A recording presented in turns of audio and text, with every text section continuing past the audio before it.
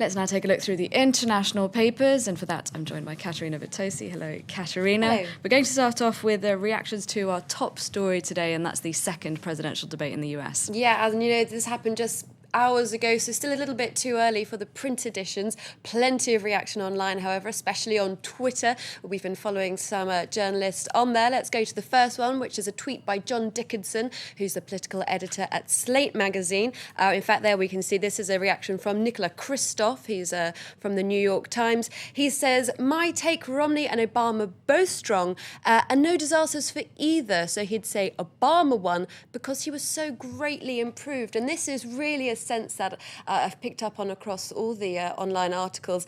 Not a sense of that what Obama sort of was better than Romney in this debate, but it's just that he was so greatly improved from that debate we saw a few weeks ago. We saw an Obama that was aggressive, that was picking up on campaign issues. They spoke about lines that had been unused in the previous first debate but were used in this particular one. If we can go to a couple more tweets, there's one from Ed Henry, who's a correspondent at Fox News. He said, "Uh-oh, fight. So nice and subtle there from Ed Henry, as you can see. And in fact, as I said, picked up on a lot of online articles, especially in Politico.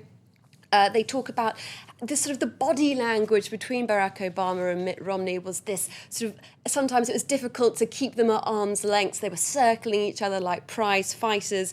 And in fact, there was a degree of sympathy for the mediator, Candy Crowley, who was at times trying to wring time on... A lot of people said she did a really good job. A really good job for something which, as you can see there, described as fight night. And even just from that image there, Claire, you can see, you know, at loggerheads, really, the candidates really fronting up and facing each other. However, as I said, a sense that Obama just getting the edge on this one because he was so improved on that first debate. We can see in Time magazine, on their online edition, Obama bounces back with strong showing in second debate. Again, another fantastic picture just showing how dynamic this debate was. And then if we turn to Slate now, in case you might have missed last night's action, they have a sort of a recap. They've done a slightly tongue-in-cheek presidential debate awards. They call them the Golden Podium Awards for their sort of favourite moments from the debate. I'd like to just pick out a few from there. They say Obama's best zinger, as in his best sort of one-liner.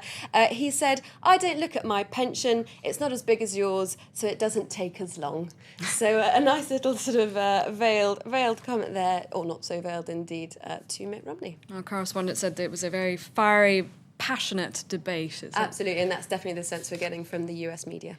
All right, moving on to some other news now. A lot of the papers talking about that massive theft in Rotterdam. Yeah, and why wouldn't editors choose to lead with this? You know, these really striking pictures we can see here in the International Herald Tribune, the empty gallery space in that gallery in Rotterdam, where all this millions and millions of euros worth of art. 200 million euros. Absolutely, yeah, exactly. You know, this huge, vast sum of money. The Independent also picks up on this. They call it a masterpiece of crime, because the paper asks, how is it possible when you've got art which is so incredibly priceless, or no, you have just put a price on it, but you know, worth so much? How do they get past... and state-of-the-art security. Exactly. How do they get past that?